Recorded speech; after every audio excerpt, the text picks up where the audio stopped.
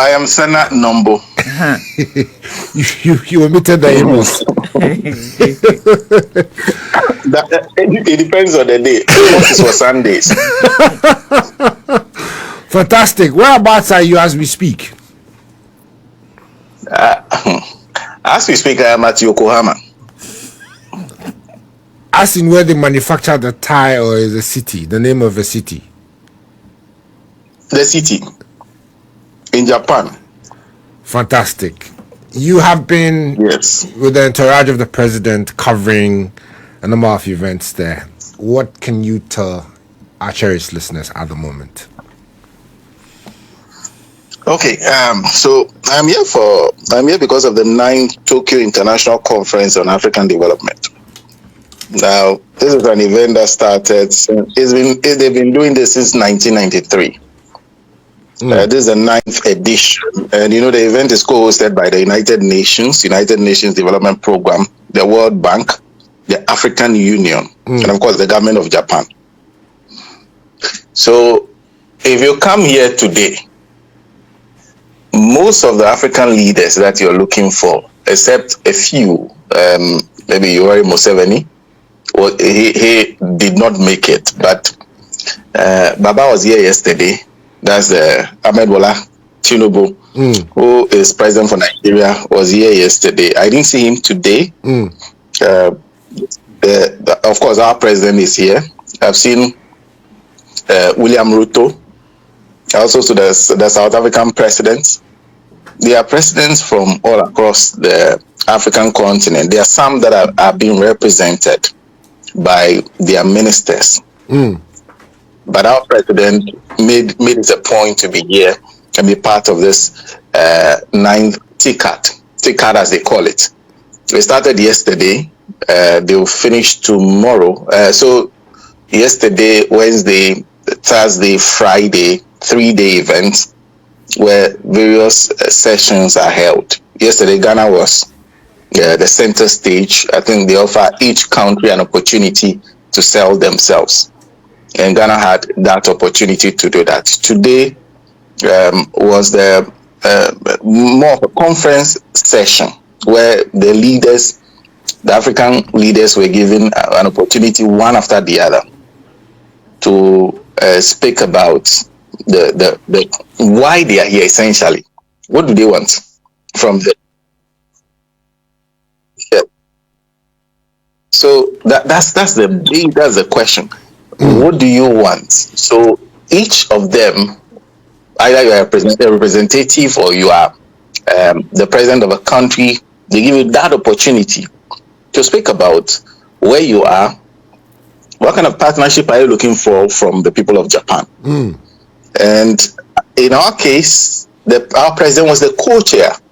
He was the co-chair of the conference or the summit.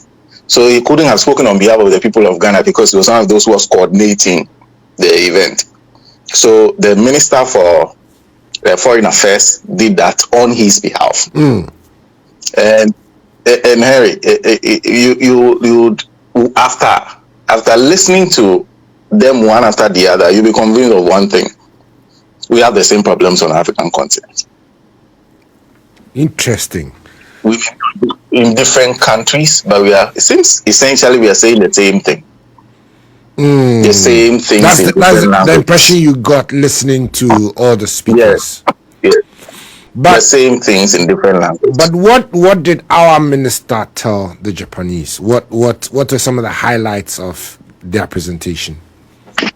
I think essentially they spent some time talking about the progress that the country has made under the John Dramani Mahama administration, where we are currently. And perhaps what we might need from them. And basically what we are asking for mostly is help in terms of digitalization, the area of technology, how to industrialize green technology, and how to improve our Greek. So we're asking for some opportunity for some form of transfer of technology or for some learning that we can import from the Japanese and use to take a further step forward. And essentially, that's what we're asking for. For the first time, you won't hear any of the African leaders shouting money. Okay, so the focus is more on transfer of technology and information. Yeah. But isn't that a bit of an irony, considering that in the 60s, most of those Asian tiger economies tend to Africa to come and learn about, the Malaysians came to learn about oil palm, among other things. And now we are having to go back to them to go ask for technological transfer. How does that sit?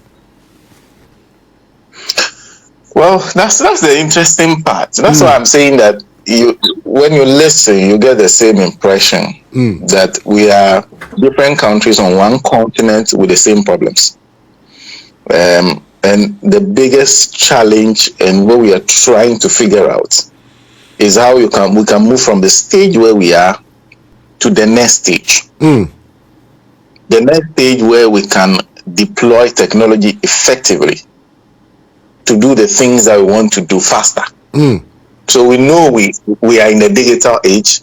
We know we need to do better in terms of industrialization, because even the speech that was delivered, I think, by Madame Duarte, for example, she focused a lot more. I think she's from the either the African Union or the UN, one of them.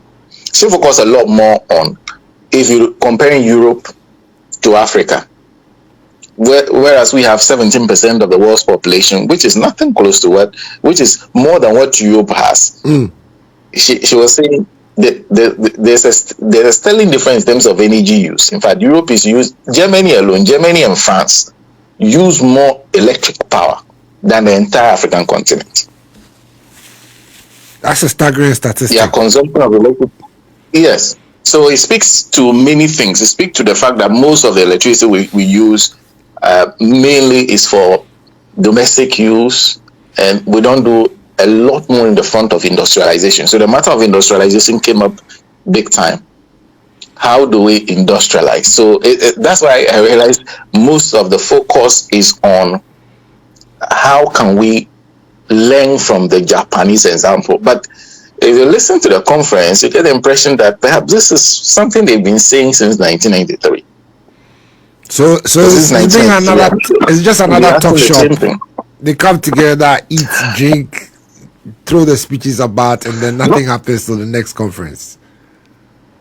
I don't think that will be the case for someone like John Dramani Mahama, because when you move around with him, I have been here for only 2 days, and when you move around with him, you realize that most of the Japanese do notice him.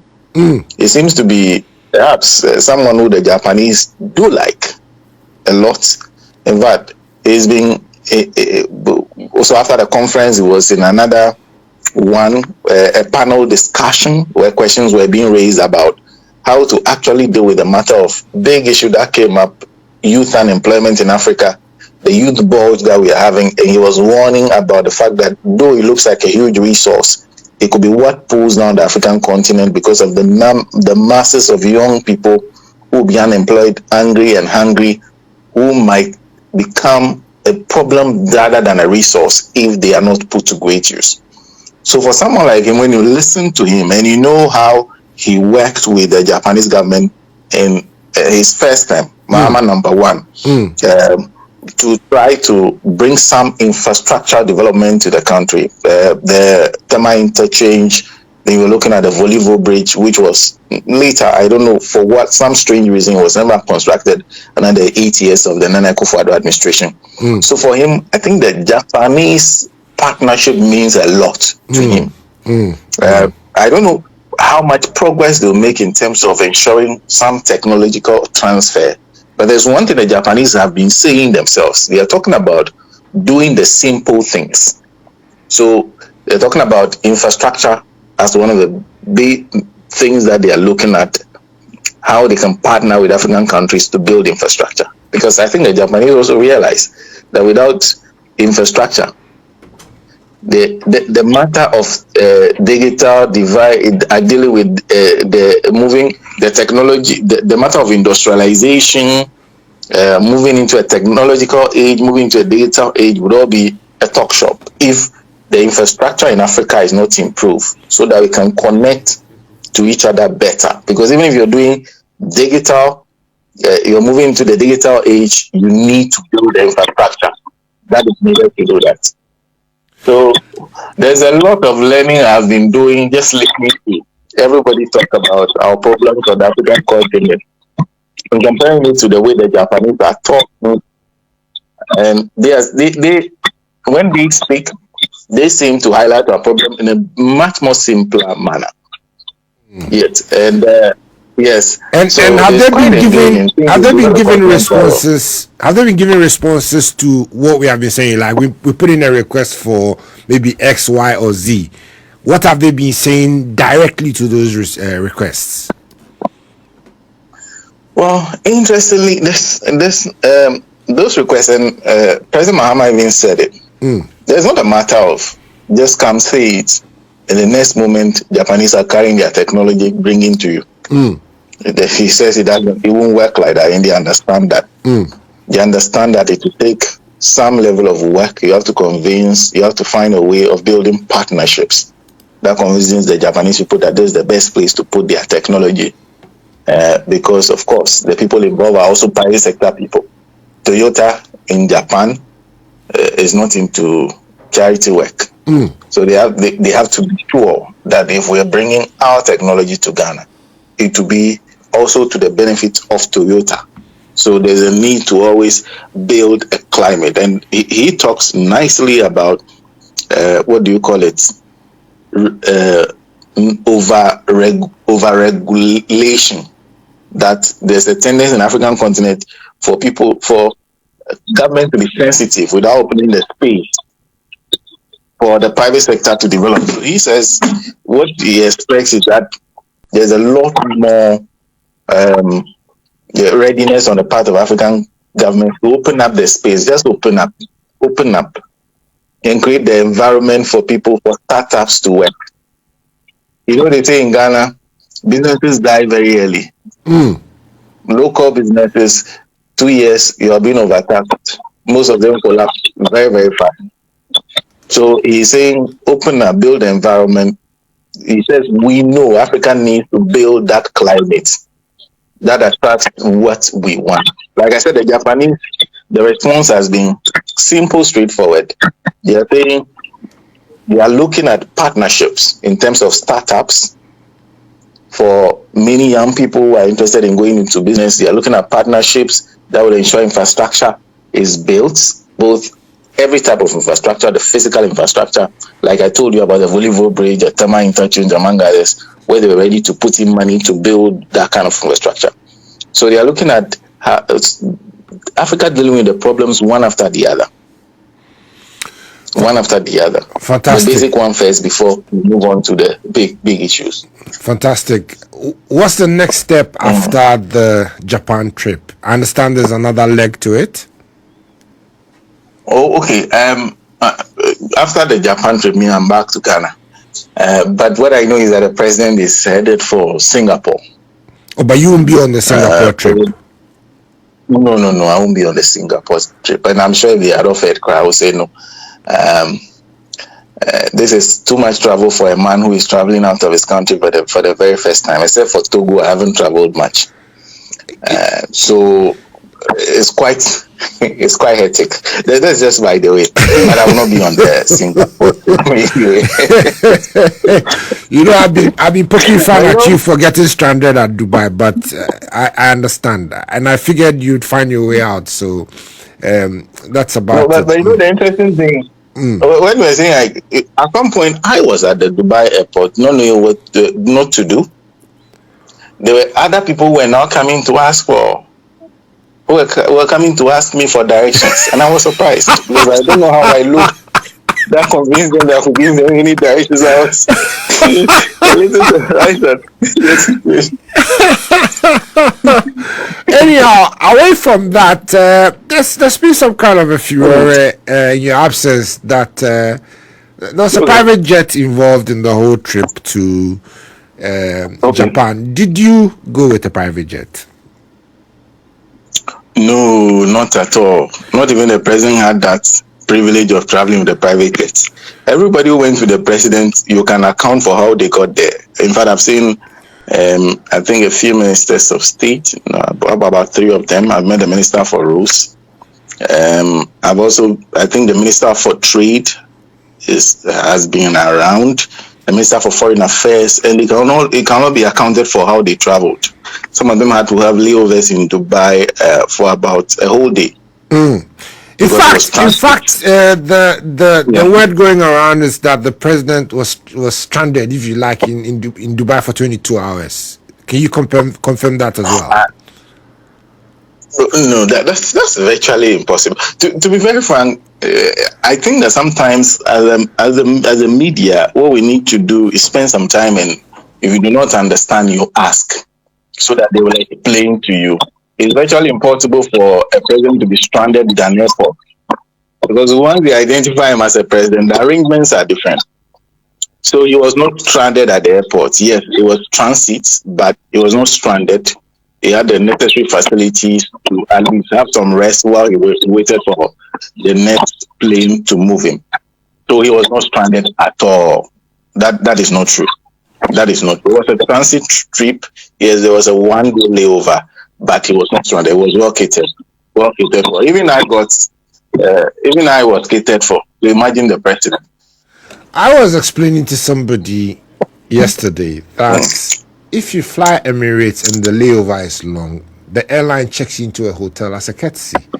So I was surprised to hear whatever it was that was going around. But anyway, thank you for bringing clarity to the issues and for bringing us up to speed on the goings-ons in Japan. We expect you back. But interestingly, before you go, I realized that this trip took me through 2 places. Okay. Dubai, yes, in the Emirates, and then Japan. So a place like Yokohama, and and it's interesting how these are 2 different examples of how you build. Japan, a gradual process. They went through the gradual process of building 1 step at a time. Then there is the Dubai example where they just found money, bought all the technology they can, and built what they had in mind.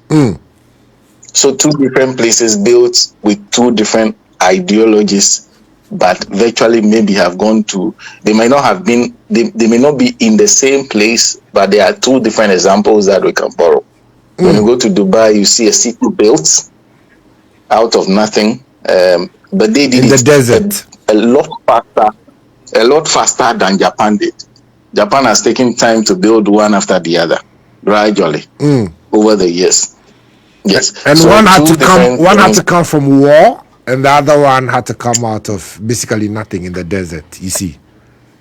Yes. Yes. And I think I was having a discussion with someone when I said I think our biggest problem is a lack of luck. That we have so much we basically are not challenged. That if we are confronted the problems of Japan, earthquakes, hurricanes, perhaps we would adapt better. If we had the problems of a place like the United Arab Emirates, where the weather is a huge issue for them, they are basically desert people, perhaps we will adapt. But when you think about a place like Ghana, the lands, arable lands, gold everywhere, oil, we don't have a problem. You can find diamond. You can basically find any mineral you can think about. So adaptation, I think a lack of luck, the fact that we do not lack anything, may be one of the reasons we are being pulled behind. Perhaps if we lack something, we will adapt and find a way of meeting that lack. But it looks like we don't lack anything. So we are there. Okay, we pretend we want progress. Not a lot. So this is Senan Numu, the philosopher. You've just done your philosophical heart after some exposure to another terrain and another horizon. But let's leave it here. We have a lot more to cover. For someone like me. Why not? Come on, enjoy the experience, and I'm sure when you come back, you'd have more stories to tell. The more you see these things, the more depressed you get. Anyway. Our African situation. And I hope we find a way of getting ahead of our issues. All right, Senna. Thank you so much for this very fantastic report, and I'm sure we'll be speaking to you in the coming days as you cover more ground over there, sir.